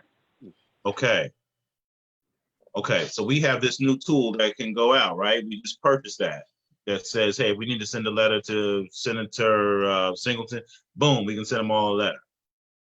That way, instead of you a letter, you calling up, all I need you to do is click, the email will go out. So this is a powerful tool called voter voice. What it's called. Voter Purchased that a few weeks. Yes. We had the training on it. So now, if we can go and say, if Native Americans are allowed, I said this on the call the other day. If I said I'm going to the moon, if I said I can hit this basket from the half-point line, who would believe me? He's going to the moon. He can hit this basket from the half-court line. Because why? Because it's been done before. It's been done before. You've seen it. It's been done. So now I'm saying, hey, let's do an African American home ownership bill. We need it. And you're looking at me like, because you don't know. But it's been done before. Look it up. HUD Section 184 for Native Americans. It's right there. If you ever get a chance, read Project 1619. You should read that. But anyway, it's been done before. So all I'm saying is, hey, we need to craft this in such a way. We need all of us to get together because there's many, many pieces to this. It just doesn't say, okay, they get this, they get a lower down payment, but ours should be different and specific and pointed. We should do some of the things, opportunity zone, some ownership. We should do more building, but we should have a set interest rate. This should be, for as far as I'm concerned, it should be 2% all the time for Black people. All the time. It should be, it may have a 2.25% down payment. Maybe we don't have to put a down payment. Maybe if we can work and qualify, because we haven't had 15 generations to save up money and equity to buy the house, maybe that's our down payment. I mean, we have to put these things together. We have to begin to put it together, and we just can't depend on people like Ashley. People like Mark Austin, people like, we just can't depend. Everybody's got a pitch in. They didn't think I was going to be able to have this much knowledge and be able to do the things. Okay, they had no idea. And I'm telling you, we all need to. We all have to do it. Because I'm on the front lines. So I'm ready to shoot. So I'm just saying, hey, I'm telling you these things we need, and we need to start out with people you had on the phone call today. Mary Wardlow. Start with the mayors. We do the Black mayors thing just about every few years, right? Yeah. Then we need to do we need to get with the Senate, the state senators and assemblymen. I'm just telling you how it starts. Now, not only can New Jersey do it, but California do it, Texas will do it. But it's going to take us to getting together and whatnot. But I mean, come on, this is a no-brainer. Who thought they would be giving out trillions of dollars? They're giving it out like it's nothing. I mean, they're doling this money out, Richard. This money is out there, Tammy. So I'm like, oh my goodness. And plus, when we buy, we will probably, and I'm trying to get in touch with Malveaux, our friend, the economist, to say, hey, Julian, yeah. Right. To say, hey, what is the impact? If you gave us a 2% interest rate and we didn't have to put it down, because we're going to use people, because, we want, all different things, painters and landscapers, and, we want some things moved around. What is the impact on the economy if Black people were given this home ownership program? See, the Native Americans have it, but they don't buy a lot. They don't buy enough. They have the lowest interest home ownership rate than anybody. But us, if you give me a 2% mortgage, you know what that means? I could go into, well, shoot, I already live in a $1 million neighborhood. I could probably live next to Bill Gates or something. But you understand the concept. We got you. I mean, I might be able to live next to Avery Ruff or Tammy Trotter or something. You know what I mean? Oh man. Yeah. Well, listen. With that, go ahead. I'm sorry. And I'm done. Well, there's like two sides to it. So there's the side of creating legislation which provides, interest rates and economic tools that are specific for us. But the other thing that Mr. Thomas was talking about that really blew me away, and I didn't know the magnitude of the financial gap in income inequity. And there was another gentleman who was speaking. There was a big program on June 20th. It was june20th.org. I think I posted on my site. But their focus is specifically about that, the economic inequity for getting paid less for doing the same job. So when our income is not at a level where, you know, we're trying to buy the same houses, but we're not making the same amount of money, that's the other side of the equation. And, you know, what can we collectively do to impact that conversation? Yeah, absolutely. And I just want to touch on that really, really quick, because income drives everything, right? You look at Black credit scores in relation to white credit scores. Income impacts that, right? If I have a family emergency and I need to fly my family back home to Louisiana, that's going to put a strain on my family that might not have been accounted for. And maybe that impacts me on my credit. Maybe I have to say, oh, I have to work something out over here or do something differently, you know? And so, but if I have capacity, then I can do what I need to do. Also too, from a lending perspective, and, you know, from real estate agents, you'll know this, you might have a client and they'll take it to a lender. Lender says, oh, they're not ready yet.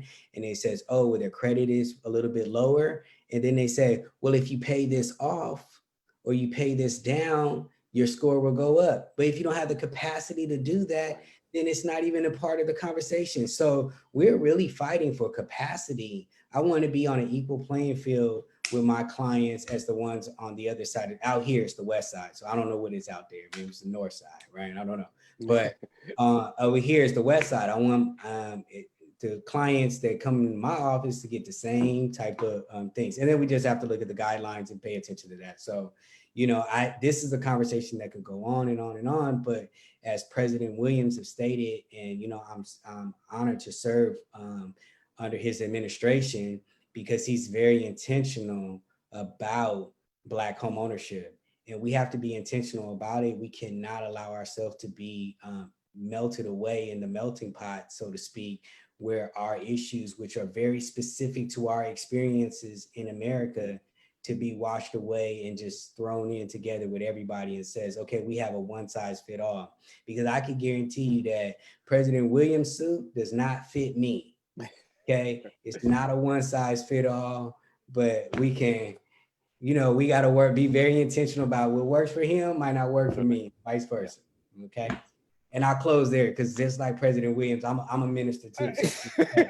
So well, fantastic. It's great information, though. I mean, you know, that to have this conversation, this is exactly what we need. And for people who don't know, the young lady that was in conversation, that was Clara Lyons Devon. That was our past president, who is our board chair right now. So she has a wealth of information and has definitely held it down and kept South Jersey NAREB moving forward. So I definitely appreciate everything that she has done and continues to do, and to keep the conversation going. And Mr. Thomas, once again, thank you so much, sir. I really appreciate you being here with all that great information. I'm just sorry we kind of, you know, got to move along here. But, you know, with that, I just want to also real quick thank everyone for hanging in there with us. I know we're running a little long, but we're about ready to wrap this up. And we have to, you know, start the conversation here. We have an opportunity here with the pandemic, the social challenges, that we need to start having conversations about finances. And, you know, yes, we do have student loan debt, and we have other barriers that are preventing us from home ownership and investing. But, you know, we have to, you know, tackle our personal debt. And that's where, you know, the Dfree program comes in. Tammy, if you can get that up for us, please. And Dfree is, you know, a 12-step debt reduction program that was created by Dr. Forrest Soares, and he's right in Somerset, New Jersey. And Dfree, you know, teaches us to pay down debt and get rid of credit cards. It helps us to build an emergency fund, build wealth through investments, and such as real estate, stocks, bonds, and also teach you to protect your wealth through tools such as risk management, life insurance, disability insurance, as well as long-term care. And with that, Dfree works to improve the financial status of individual families, churches, and communities by addressing the spiritual, psychological, and behavioral root causes of financial issues. And also, Dfree is a thriving movement consisting of people who are determined to overcome the culture of debt, delinquencies, deficits, and attain financial freedom. Next slide, Tammy. And this is one of the things that we need to have right now, and the way things are, in our community today, this gives us an opportunity to start talking about finances. And all too often, we tend to want to keep those conversations private, but why not? Why not talk about that? Why not talk about delinquency, deficits that we have? And doing that and discussing these things, that's one of the, the D's of Dfree. And by eliminating debt, delinquency, and deficits, it gives us the freedom to establish deposits, dividends, and deeds. And this in turn, gives us the freedom to, financial freedom and economic self-sufficiency. And with the different situations that we have going on within our society today, we have to begin to start to learn to manage our funds, do things on our own, have these discussions, whether it's around the dinner table or around barbecues, whatever the case is. We need to have these conversations so that we can learn, help one another, that we can get out of this personal debt. Next slide, Tammy. There are 4 levels in the 12-step Dfree process. And those 4 levels are get started, level 1. Level 2 is get control. Level 3 is get ahead. And level 4 is to give back. Okay, let's start with level 1. Level 1 is get started. First of all, with this and our financial debt and situations that we have to admit to ourselves that we have a problem. Some folks or some of us, we tend to go out and it's like, well, no problem. I can, rob Peter to pay Paul, or take from this one to get to that one, or whatever the case. But that's not the true sense in how we should be, managing our finances. So with that, we have to be very true to ourselves, and we have to, admit that we do have a problem when it comes to our finances. Next thing we have to do is that we have to address the mess. And with that, that's listing the income, all your income, listing your bills. And, at that point, if it needs to be put out on a table, let's just find out where we are. And with that, with addressing the mess, you have to secure all your documents. That will be either your insurance policies, stocks, bonds, whatever it is that you have that are financially tied to you. You need to know where exactly you are. Next thing is that, you have to adjust the attitude.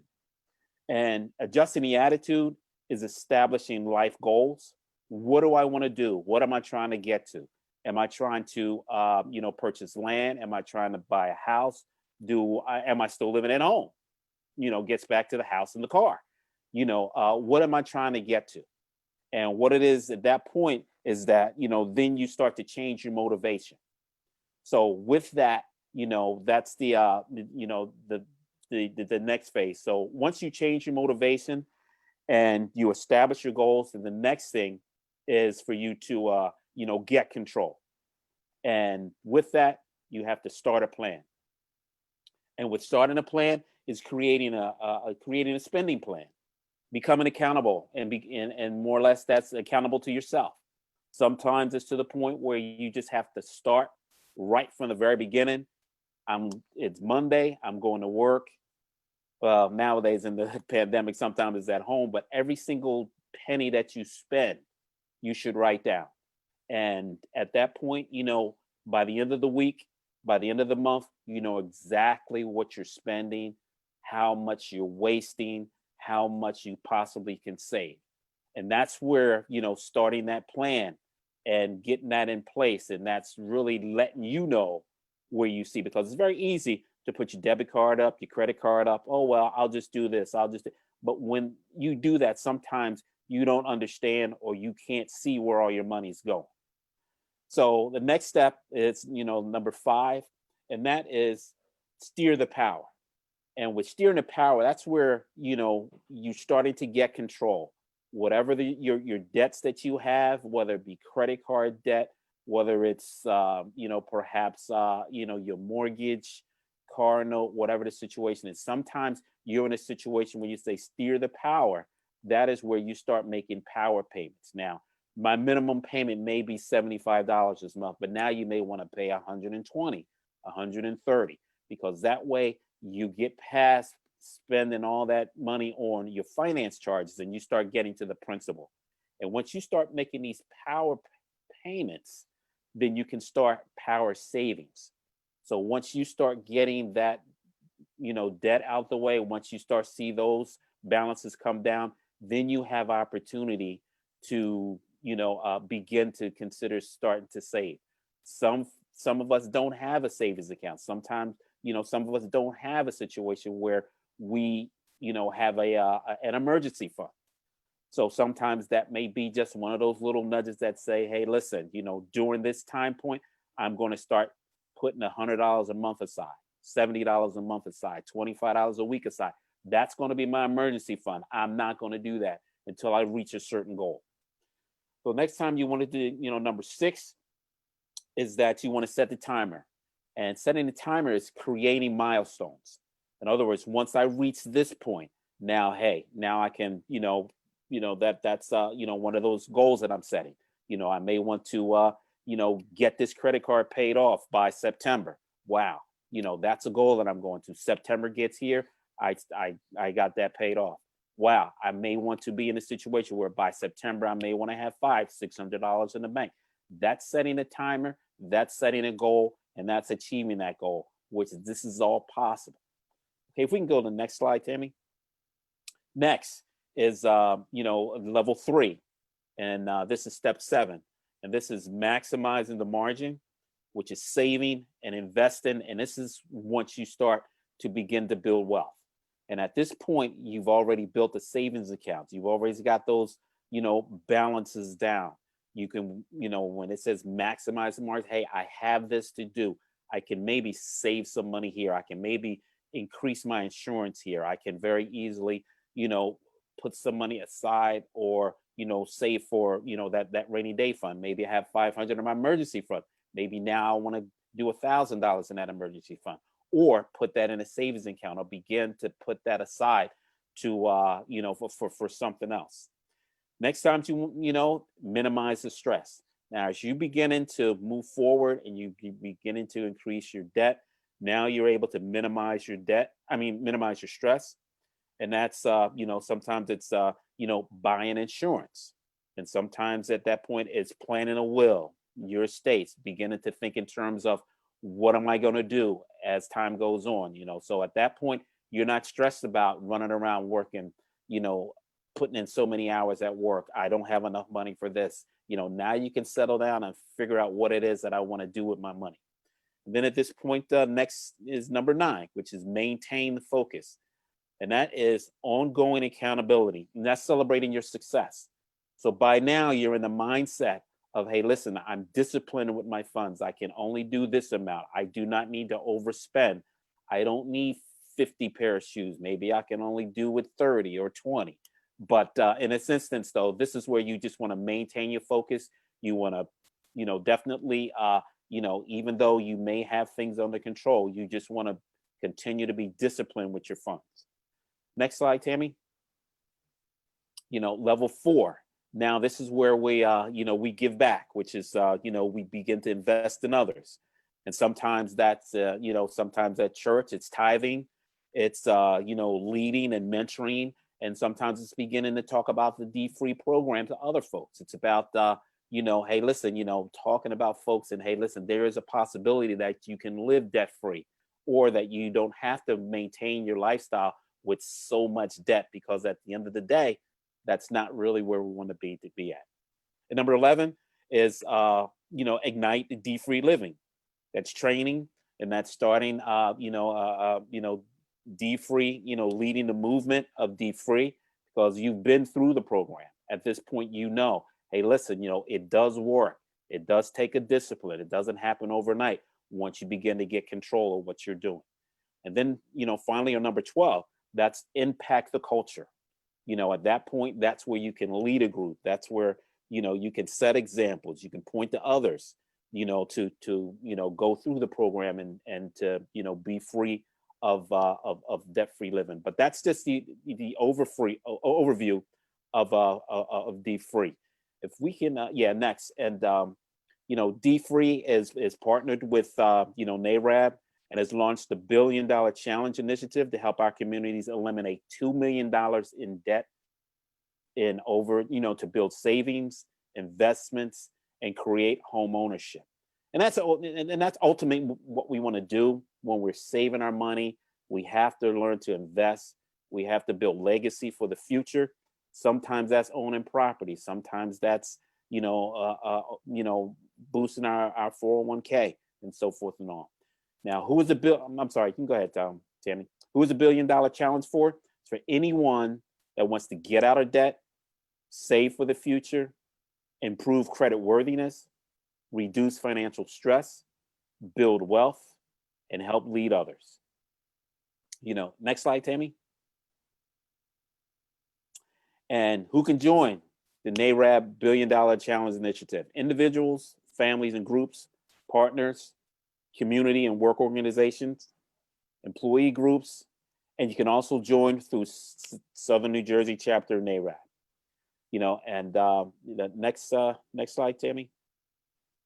And how you can do this is that you know, you go to the website of $1billionpaydown.com, and that is an interactive. You know, I think if you can you know, click on that, Tammy, it should bring up the sorry, it should bring up the website, but it's $1billionpaydown.com, and it's an interactive site which, you know, you can go on there. It's totally free. You can monitor your you know, your debts. You can do a savings plan. You can set your goals. You can do everything in there, and it's totally free. No one sees your information. And once again, you know, that's a tool that you can use for yourself. And as we talk and we've discussed, it takes this nearly, once you get control of this, it nearly just takes 7 minutes a day for you to monitor things, to make sure that everything is under control. And you just do that 7 minutes a day. That's worth the whole program, which is totally free. And you definitely can, you know, like I said, you can, you know, join, you know, just go to the website, $1billionpaydown.com. Click to join. You don't want to start a group. You want to join a group. You join the Southern New Jersey chapter of NAREB, and right there, you know, you're all set and you're ready to go. And you can put your information in. And once again, you can even if you just want to set it up to, you know, do a savings plan, or if you just want to set it up for some of your debts, you can do both. So either way, it's a very, very good. And then also, you know, for the Dfree program, you can go to mydfree.org, and that just has all the tools, all the information that it is as far as, you know, Dr. Soares and the Dfree, you know, program. It's very, very informative. And, you know, if you can, you know, go to the next slide, Tammy. And, you know, I know that this was, you know, a quick overview, because we're definitely trying to wrap up, but you know, for you know, further information that you very easily can you know, contact us. You know, our email, southjerseynareb.com. We're all on, you know, Facebook. We're on Instagram, you know, as well as Twitter. So you know, with that, you know, I definitely think that moving forward, we definitely need to open up the conversation, and we need to discuss, we need to talk about our debt, our finances, and how we're going to overcome some of these challenges that we have. And with that, I just want to thank Lawnside for having us. Last time we were in Lawnside, we were physically together, but now we're on the whole Zoom thing. So, but this has definitely worked out very well. Does anyone have any questions? Tammy, do we have any questions? I don't see any questions in the chat box. Okay. Everyone, I don't know if they see their chat box or not, but you're welcome to put any questions there in your chat box. And I know that was a quick overview of the Dfree program, but you can go to mydfree.org. You can go to billiondollarpaydown.com. That has tons and tons of information, tools. And then also Dr. Soares does have a book, and it's called Say Yes to the Debt, the 12 Steps to Financial Freedom. And it's extremely, extremely informative. And we all have to get control of our situation because of this, situation that we're in. We have the opportunity, and we definitely have Congress, we have Senate, we have, a lot of the politicians that we do have their ear right now. And we definitely have to take advantage of this, and we have to do our part, and we have to get control of our finances so that we can move forward and be able to leave a legacy. And once again, just try to, purchase a home. Black home ownership is everything, So with that, I don't have anything else. Do we have anything else for the good of the order? I just want to, at this point, I want to, thank Senator Singleton, Congressman Norcross. Tammy can't hear. I'm sorry. Congressman Norcross is off, and Senator Singleton is off, but I would definitely like to thank Congressman Norcross's staff, Digna, Mary, Carrie, Michael, Laura, and Mura. They did a great job in bringing us all together and trying to make sure we work this thing out to get the congressman on. And I'm not sure if Jewel is on, but I thank Jewel from Senator Singleton's office for coming and getting him on and getting everybody there. Apologies for any technical difficulties that you may have had, but sometimes the tech beats the man sometimes. So we did fine. We did fine. We're very, very thankful for all of our Realtors family, far and wide, East Coast, West Coast, and my girl, LaTisha Grant, if not Houston, Texas. And I think I saw Stephanie on. So Texas, I'm always a Texas girl in a Jersey world, but thankful for my Realtors family on today, and all of the people that took the time out of their schedule to listen to our great speakers and to have our leaders on as well. Our president, P31, also known as Donnell Williams. Yes, that was fantastic. Thank you so much, Mr. Byard. I want to thank you especially also. I really appreciate, all the hard work that you've done as far as, keeping us in the loop as far as everything with Lawnside and getting this together. I really appreciate that. And I just want to, at this point, once again, I'm Avery Ruff. I'm the president of the South Jersey chapter, NAREB. And I want to thank my vice president, Tammy Trotter. I want to thank, Clara Lyons-Devon, who is our board chair. I want to thank, Tiffany Radamicki, who is our treasurer, and all our other members that have been on and you guys support. I mean, we have been working very, very hard, and I really appreciate this. And I just look forward to being here once again. And Mr. Thomas and LaTisha Grant, thank you so much, guys. I really, really appreciate it. Thank Miss Tammy Trotter. Yes. I don't know if you can hear me. We can hear you. Oh. We can hear you. Okay. Thank Miss And Tammy Trotter and Mr. Avery. We're thankful for Mr. Byard too. Mr. Byard is on. Mm-hmm. He is wonderful. We always think he's a quiet but powerful soul, Mr. Raymond Byard.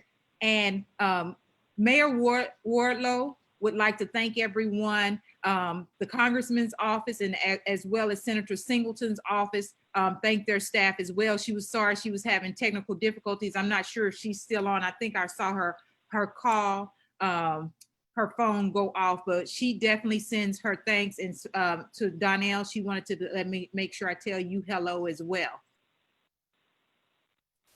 So I know this is outside of protocol, but someone had a very special birthday, and we just want to wish Miss Tammy Trotter happy birthday. Happy birthday to you. Happy birthday to you. Happy birthday. Fantastic. Oh, thank you. Y'all gonna have me crying as I cook the salmon burgers for my family. Oh, that's okay. We need to, come on, we got to keep going so you do cry. Come on. Well, listen, thank you so much for all the hard work. I want to thank everybody who participated, everybody that's taking the time out this evening to be on this call tonight. It's just vital information. We just have to keep the fight going. We really do. We have to keep these discussions. We got to take it back home. We got to take it to work, to church, everywhere we need to go with our families. I mean, we have to keep this conversation going because it's a movement here, guys. And we definitely have to, we can't stop. We just got to keep it going. We got to vote, and we have to do the census. Very we have good. to vote, Very and good. we have to do the census. Yes. And last public service announcement, we are looking for a few good men and a few good women. Log on to www.sjnareb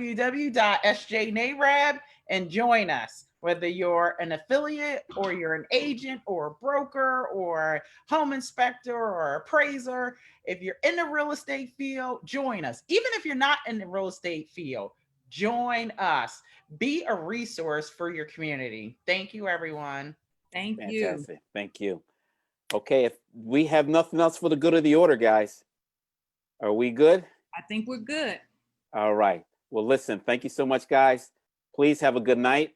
Stay safe out there, and we'll look forward to seeing you soon, okay? Thank you. Bye-bye. Good night. Good night.